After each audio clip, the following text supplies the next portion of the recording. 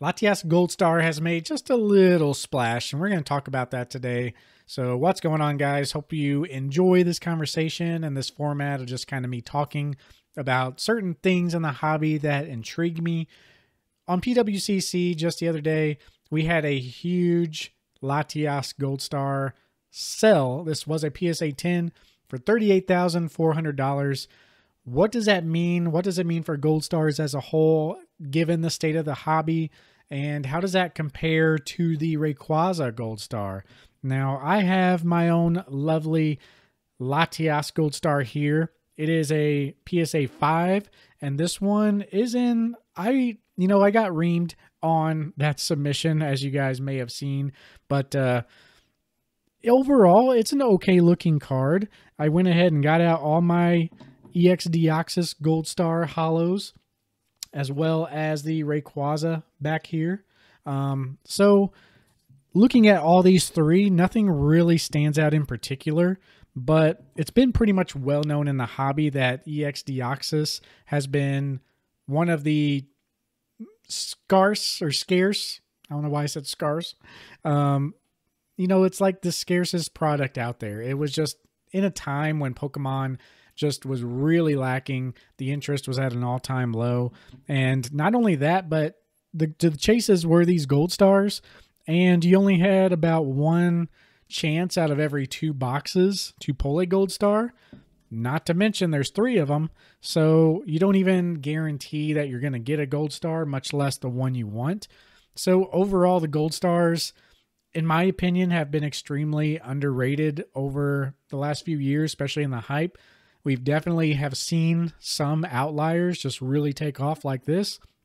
People are just really starting to appreciate things for the right reasons now, given the fact that the modern market is just kind of in the shitter. Ultimately, people are looking back to things like the Gold Stars, stuff that has like very strong fundamentals. Yeah, they're not the most sought after things because they're not really nostalgic for most people. A lot of people weren't even here. So it's interesting to see, and it's interesting to see it play out this way. One thing I wanted to look at is the pop report history of this card. The PSA 10s you can see is way down here. It's pretty much been steady for many years now. That's the thing with these cards. If you get it, a PSA 10 is like a extremely rare occurrence for these cards. It wouldn't surprise me if we saw the PSA numbers on these, just stay relatively close to what they are today. People who have these ungraded, like myself, as of like 6 months ago, we're really in a position where it's, even if you don't want them graded, it's hard to ignore. And it took all this hype and 2 extra years for me to even grade mine, but it's getting to the point now where those cards just aren't showing up. And if people had a potential 10 of these cards, they're more likely to get them graded by now. But you see this PSA 9 and PSA 8, these are probably pack fresh copies that are getting opened or coming out of collections, and they are just kind of seeing this not skyrocket, but it's an interesting situation where the PSA 9 might be coming down while simultaneously the PSA 10 might be going up. If you look at this price chart, this is a little ridiculous. This is way back in 2018. It was a card that's always been on the rise. I think a lot of serious collectors really picked up that this card was hard to come by in a PSA 10. I'm going to show you guys the pop report and kind of all the breakdown of that here later, but through the hype, it nearly doubled. And going into later 2020, once people like started realizing Gold Stars were a thing, more people collecting those sets, this is when it really took off. It's a very, very hard to grade card. That can be said for most of the Gold Stars. When we compare this to the Rayquaza, only 47 exist in a PSA 10, which is nuts. But you can kind of see the trend here. It's kind of steady. I feel like this might be the case because a lot of people, even the elite of the hobby, is, if you want to call them, Rayquaza is like a very high target. A lot of people go for the Rayquaza. the Charizard, the Umbreon, and Espeon from the Pop series. So those 4 are the main targets, or they were before Latias like went crazy. But those 4 are the main targets for a Gold Star set. A lot of collectors who've been here a while, rather than collecting the lower end cards first, unless you're going for like a set, maybe people buy like uncommons and commons just to fill up the set a little bit. But typically, if you're going for high value cards and you really believe that they're going to do well, it's proven in the past to be a little better to go for the big guys first. That makes sense because if you're early to it, you want to get the big cards. And then when everyone else hops on board, those cards are typically the ones that they go after first as well. But you were early to the party. You already got those off your checklist. You're just trying to complete the set in the most logical way possible. You don't want to get to the Rayquaza Gold Star and have the rest of the cards complete and then it jumps out of your price range. That's the kind of the idea behind that. People typically go for the more expensive ones first. If they've been around a while, it's typically a good thing to do. Checking out the population report, this is kind of the same. There have been a few PSA 10 Rays pop up here and there, but yeah, overall, this is more of a normal looking graph, whereas we go back on the Latias here, you just see it's like a straight flat line. So it's interesting to see. More so than others, this one has been a struggle to grade. So yeah, pretty crazy, $38,000.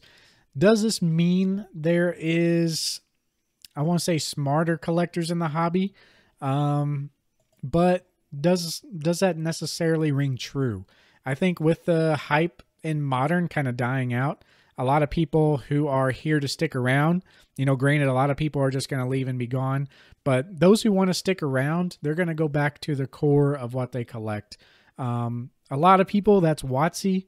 We did see the WotC bubble burst, and it's been pretty much struggling for the last year or so.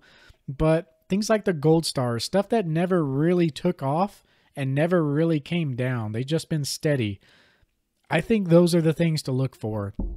I'm really hesitant into selling my Gold Stars right now because of that reason. You know, it fits in that era where people didn't really collect, so they aren't really that nostalgia for them. So they would rather buy base set and WotC hollows before they went to Gold Stars. And that makes sense.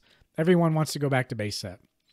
But once they get more knowledge in the hobby and start looking at what's the rarest set cards, a lot of people find their way to the Gold Stars. And not to mention they're shiny, and there's just a nice 27 card collection that you can fit in 3 pages in the binder perfectly. All the cards look great.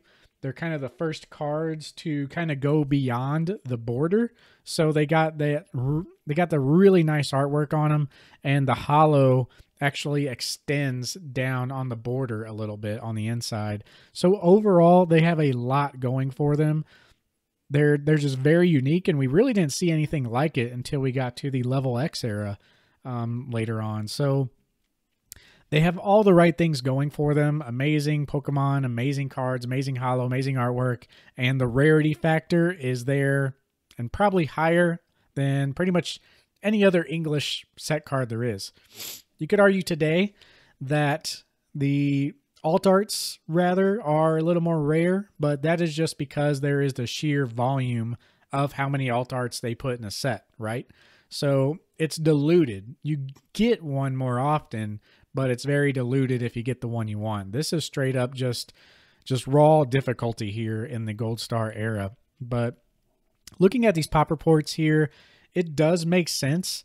You know, these guys right here, especially the Torchic, this one has always been a big chase for many people. The Torchic Gold Star is amongst the elite because look at that pop, 18. Why is that? So I have a PSA 4 here, which I'm unlucky with, actually has an indention. But look at the background on that guy.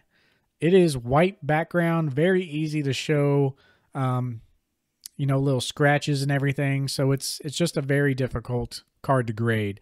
For old cards, if you ever see like a light color background, especially white or light blue like this, probably the worst background to slap on this, aside from like base set Chansey, where it's like pure white. it's very hard to grade the EX era cards and WotC era cards with those types of backgrounds. Looking at these early gold stars as well, I mean, even if you jump to EX Deoxys, this is when the hobby really dropped off even further. And Rayquaza, for some reason, I guess it's always been known to be a chase card, so people were more likely to grade that one. And I think that's why we see the Latias gold star at much less, you know, more than 50% less PSA 10s, and even nearing that number with the Latios. So just less sought after cards. And especially given the fact that, you know, they're in the EX era and they're a gold star, they were definitely less sought after, no doubt, than the Rayquaza gold star all these years. So maybe less people decided to grade them. Maybe less people decided to care about them. They just chucked them in their binder. And the shiny of the cards isn't even that distinguishable. You have to actually know the color. There's nothing that really stands out aside from the color. Whereas Rayquaza, everyone knew what Rayquaza looked like, big green dragon. So when they see a big black dragon and it's hollow, they know it's a special card, right? So then right after that, we get into this weird Unseen Forces era. You know, there's that whole situation with the Gold Star dogs, which we can kind of go into in another video, but their population is much higher. There are much more copies of those leaked out. And Raikou is coming in last with the pop report. But yeah, moving on. I mean, it pretty much after that, it stays pretty steady. I think the print quality pretty much stayed consistent. People at this point, here's what I think. You know, people at this point, there was a lot of people collecting cards that were still hanging around. And at this point in time, a lot of people left for good, left for a huge break. The people who were collecting from about here on, it was a very low point in the hobby, but it was really the most dedicated people. So the people most likely to keep their cards in good condition or in binders typically were the ones that kept going. All the kids that just collected for fun, a lot of us dropped out in this era. So maybe that's why we see an uptick again. I don't know. But yeah, Holland Phantoms was a really, really big set. Had Mewtwo and Pikachu. Their pops are much higher. Mewtwo arguably one of the cooler gold stars, but also one of the highest pops in a 10. And then you get down here to Charizard, just under 100 in PSA 10. So yeah, it's crazy to see these numbers, but that's what we're looking at for the Latias Gold Star. All these factors combined, Torchic Gold Star is ultimately the king as far as low pop, but Latias is right there. So what will we see the Torchic Hollow Gold Star go for? I'm pretty sure a Rayquaza 10 last sold for like 39,000 or really close to 40, and the Latias and the PSA 10 just the other day almost matched and beat that. So given this information and given Torchic Gold Star being 4 lower, we should squeeze out above Latias, and it may actually break the Rayquaza Gold Star sale record. So be interesting to see, guys. That's just kind of my analysis and my thoughts. This could also mean some big players are going after gold stars now. I'm gonna hold on to mine. So yeah, this little stack right here isn't going anywhere, and we're gonna hang on to it. So yeah, let me know what you guys think, and we'll see you next time. I'm gonna hug these guys close, and they're gonna go back into storage. So peace out, guys.